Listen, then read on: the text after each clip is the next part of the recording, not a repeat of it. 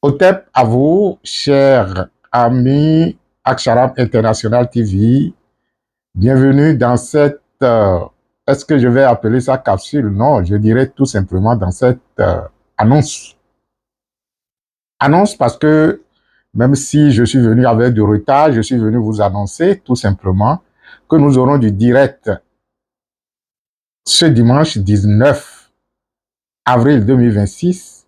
Nous aurons de la Heka en direct, la célébration de la vie en direct sur notre chaîne Aksharab International TV, tout simplement parce que ce dimanche 19 avril 2026 est le dimanche de la retraite spirituelle de la fin du premier trimestre. Vous auriez pu constater que depuis quelques années, à la fin du premier trimestre, après les activités bien sûr de Rafeza qui durent au-delà de décembre et janvier, nous organisons habituellement une retraite spirituelle pour vous permettre de vous replonger dans votre espace spirituel.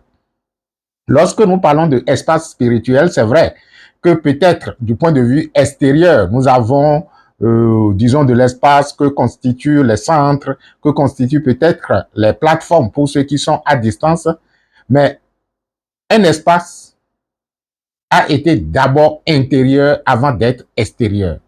Donc, lorsque nous parlons de retraite spirituelle qui consiste à vous replonger dans votre espace spirituel, je parle bien sûr de cet espace intérieur qui, naturellement, est la bienveillance qui vous accueille lorsque, ému de compassion, lorsque, ému d'amour, vous décidez alors de vous rejoindre dans cet espace d'innocence. Et c'est ce à quoi nous vous invitons naturellement ce dimanche 19 avril 2026, retraite spirituelle Aksharab dans les 3 ou 4 centres. Le centre de Cotonou, le centre de Lomé, le centre d'Abidjan, le Nouveau-Né et le centre de Porto-Novo. Tous les centres vont synchroniser pour vivre ensemble cet espace d'unité. Et je me rappelle de ce que l'oracle nous recommandait, de convier tous les participants à cet espace d'unité que constitue la vie. Alors, en prélude aux activités réelles de la retraite spirituelle, nous aurons de la Heka en direct sur cette chaîne, la chaîne Aksharab International TV. C'est vrai que cette même Heka, cette même célébration sera dans le groupe Telegram qui est la plateforme réservée aux activités de la retraite pour ceux qui sont en ligne. Donc, au niveau des centres, nous aurons les présentiels. En ligne, chacun restera chez lui physiquement, mais dans l'intention ou dans la vérité des faits, nous allons rester dans cette unité, dans cet espace d'unité qu'est la vie. Alors, de quoi sera meublée la retraite? Dans un premier temps, nous aurons naturellement la Heka. La Heka que je vous convie à suivre ici en direct. Si vous suivez la Heka sur la plateforme, sur la chaîne Aksharab et que vous êtes intéressé par la retraite, vous serez obligé de vous inscrire dans le groupe en question. Mais ceci, nous vous offrons cela gratuitement et vous allez dire, moi, quel est l'avantage à suivre la Heka? La Heka de ce dimanche draine également l'énergie de la retraite. Donc, même si vous n'aviez pas pu vous inscrire à la retraite, qui ne coûte même pas grand-chose, vous verrez le communiqué en descriptif dans cette capsule. Si vous n'avez pas pu vous inscrire ou vous ne voulez pas ou vous n'avez pas le temps, encore que même si vous n'avez pas le temps pour toute la journée, je vous recommande généralement de vous inscrire, d'être dans le groupe et d'organiser après votre retraite. Il y a certaines personnes qui disent j'ai du mal à dégager toute une journée pour être dans une retraite spirituelle. La signification même de retraite spirituelle, ça veut dire se retirer de. Lorsque de temps en temps, vous n'avez pas la possibilité de vous retirer du monde et de pouvoir contempler le monde à partir de votre espace intérieur, il vous serait très difficile d'être équilibré. Vous voyez, donc ces moments que nous organisons permettent ne serait-ce qu'une journée entière de se retirer des événements du monde et d'être avec soi.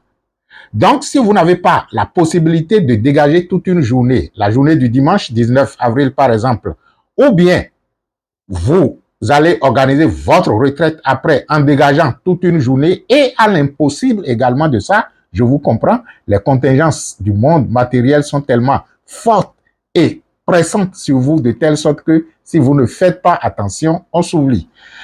Ce que je vous conseille, c'est d'organiser alors votre retraite en temps séquentiel. Nous, on a dit, on commence à 7 heures, on termine à 17 heures GMT. Ça fait environ 10 heures de temps. Vous pouvez décider de fractionner cela en 2 heures, en des séquences de 2 heures. Cela veut dire que je suis dans le groupe, je n'ai pas le temps, je suis peut-être la célébration et après, bon, je disparais. Mais après la célébration, il y a des exercices, il y a des rituels, il y a des thématiques qui ont été développées. Je dégage alors 2 heures de temps, peut-être par jour ou peut-être 2 heures de temps par semaine. Et à chaque fois, la retraite qui a été faite en une journée de 10 heures de temps, moi, je vais la fréquencer ou la diviser en 5 parties peut-être et je fais 2 heures, 2 heures, 2 heures. C'est également du temps consacré pour soi. Ce que je vous recommande, c'est d'avoir du temps pour vous-même. Nous avons généralement du temps pour les autres. Nous avons du temps pour notre profession. Nous avons du temps pour nos amis. Nous avons du temps pour peut-être des distractions. Mais on a rarement du temps pour soi-même. Avoir du temps pour soi, c'est naturellement cultiver cette capacité, cette habileté à pouvoir orienter toutes ces intentions vers l'intérieur du soi, à la recherche de l'essence du soi. Et lorsque, par habitude, vous y arrivez, vous allez constater que le vrai bonheur se trouve dans l'unité du soi. Lorsque vous pouvez être un avec vous-même, lorsque, par des moments de méditation, par des moments ritueliques, vous pouvez être en accord avec vous-même, vous êtes en train de semer les graines du bonheur. Vous êtes en train de faire des pas vers votre éveil intérieur. Et ces moments, nous les organisons justement pour permettre à chaque personne d'être beaucoup plus en intimité avec elle-même. Si c'est possible pour vous, rejoignez-nous encore pendant qu'il est encore temps, encore qu'il sera toujours temps, parce que chaque personne pourra se programmer en fonction de cette disponibilité pour vivre sur la base des explications que je vous ai données maintenant, pour vivre la retraite en son temps et en son heure. Alors, il s'agit de quoi? Il s'agit tout simplement que nous allons nous retrouver et des gens qui ont déjà pris l'habitude d'être avec eux-mêmes vont vous aider à commencer par goûter à ce nectar de la vie et de l'existence. Être avec soi-même, être en intimité avec soi-même. Et vous allez constater que de temps en temps, si vous pouvez créer cet espace d'intimité avec vous-même, vous serez heureux. À des moments donnés, surtout pendant les temps de difficulté ou de défi, je me rappelle quand on était à notre début de spiritualité, vous savez, tout être existentiel est confronté souvent à des difficultés existentielles. Et il y avait une pratique que je continue toujours de conseiller aux gens lorsque je les prends en coaching personnalisé, c'est la pratique liée à l'image de soi qui permet donc de se mettre devant le miroir, de se parler et de pouvoir changer de fréquence progressivement.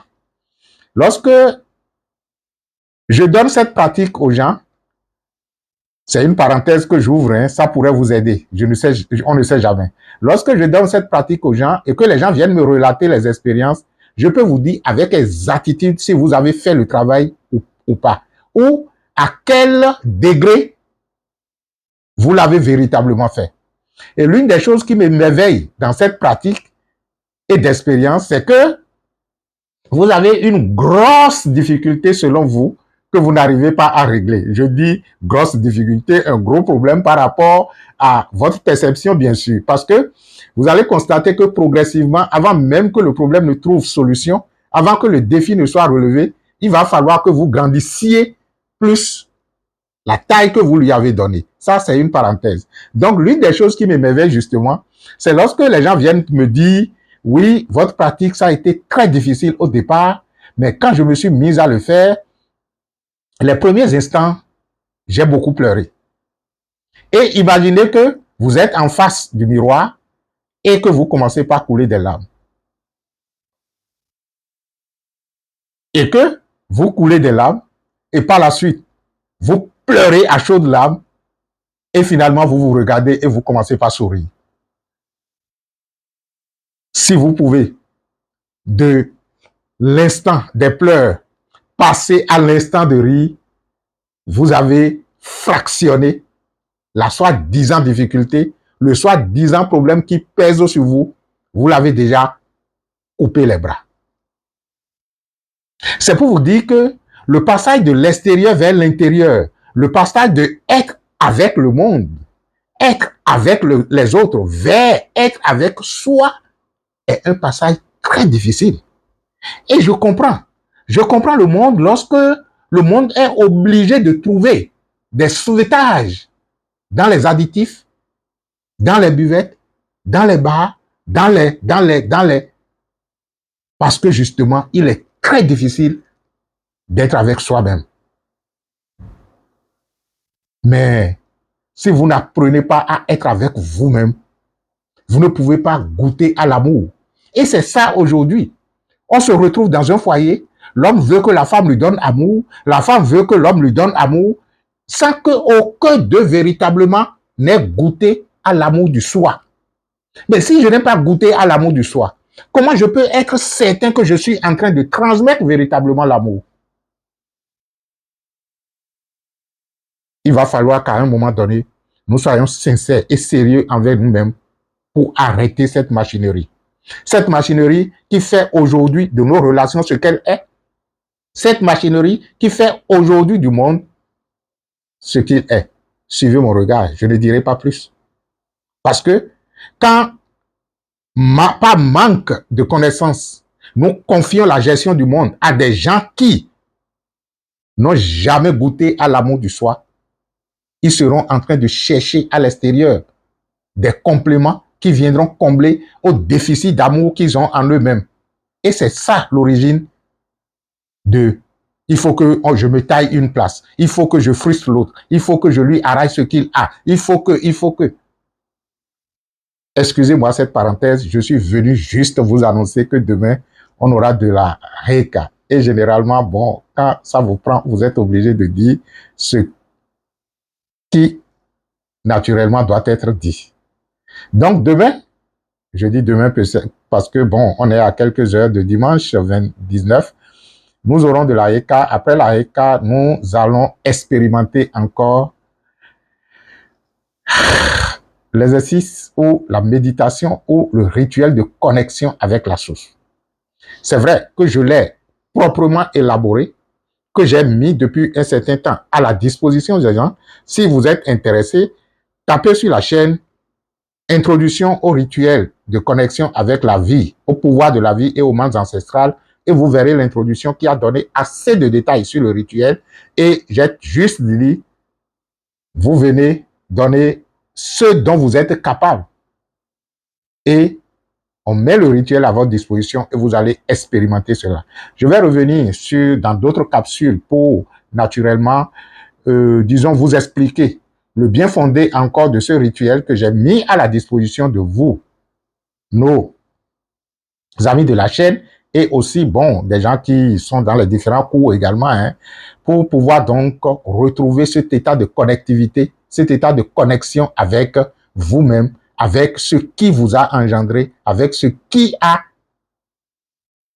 engendré tout l'univers. Donc, après ce rituel, nous allons aborder des thématiques dont le principal thème ou la principale thématique est Isis et l'existence matérielle. Nous allons explorer le mystère d'Isis. Nous allons explorer le mystère de cette déité qu'on appelle Isis qui, aujourd'hui ou depuis les temps antiques, font ou depuis des temps antiques fait de la spiritualité ancestrale ce qu'elle est. Isis la magicienne, Isis la Vierge céleste, Isis quoi celle-là qui, naturellement, en tant que sœur et épouse de Isis, a été l'actrice principale de sa résurrection.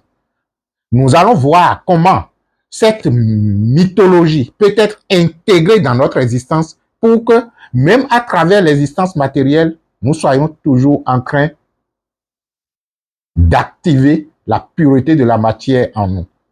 Nous allons également, il y a beaucoup d'autres sous-thèmes, hein, je pense qu'on doit avoir 3 thématiques, tous liés donc à ce chapeau-là. Le maître Dawson viendra intervenir toujours dans la même logique sur une thématique intitulée Isis, la science et la technologie de l'existence. Si, entre-temps, il n'a pas décidé de modifier, bien sûr.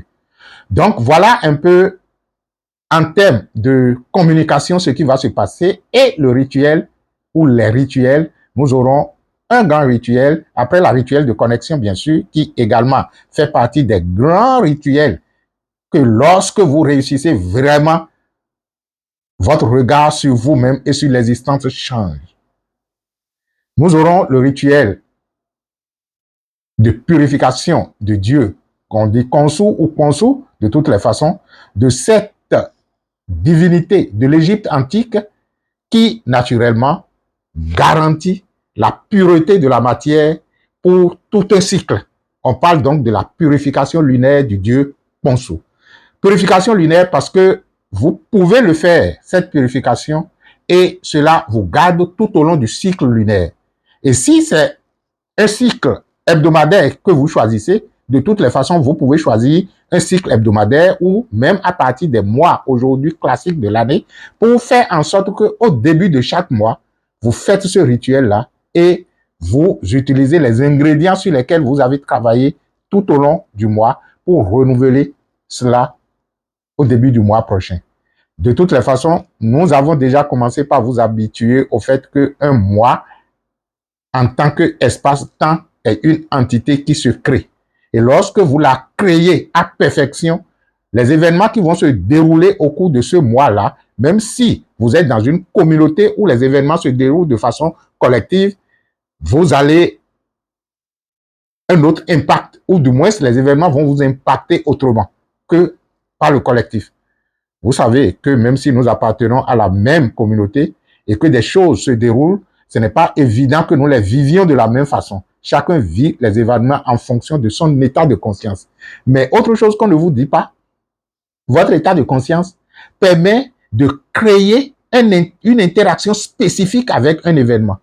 Parce que le regard avec lequel vous observez un événement, c'est avec ce même regard que l'événement vous observe.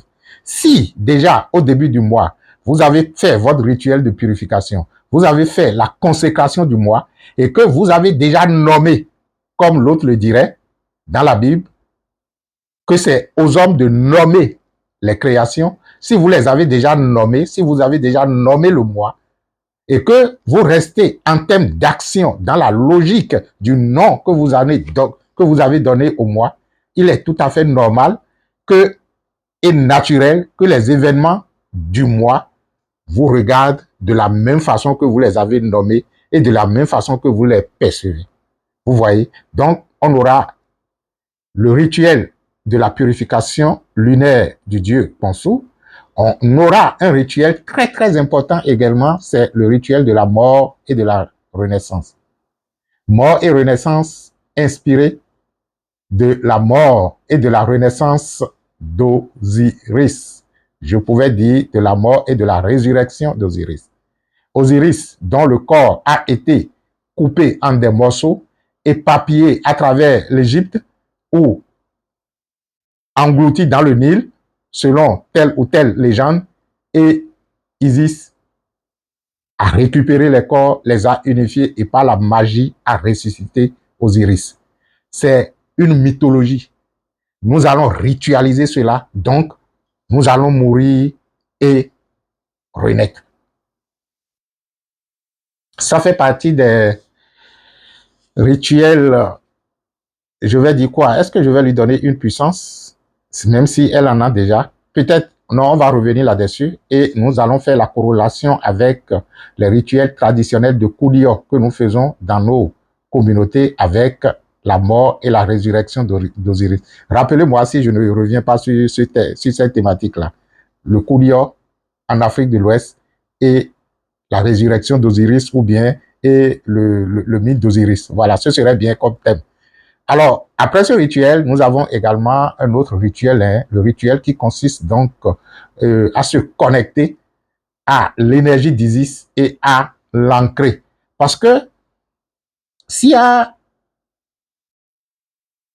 une technique qui vous permet, lorsque vous décidez d'incarner une qualité, lorsque vous décidez d'incarner une divinité, s'il y a une technique qui vous permet de, comment je vais dire, de vivre et de faire manifester, je ne vais pas dire de manifester, de vivre et de faire manifester, votre état de conscience est justement lorsque vous arrivez à ancrer cela dans la terre. Le fait que la nature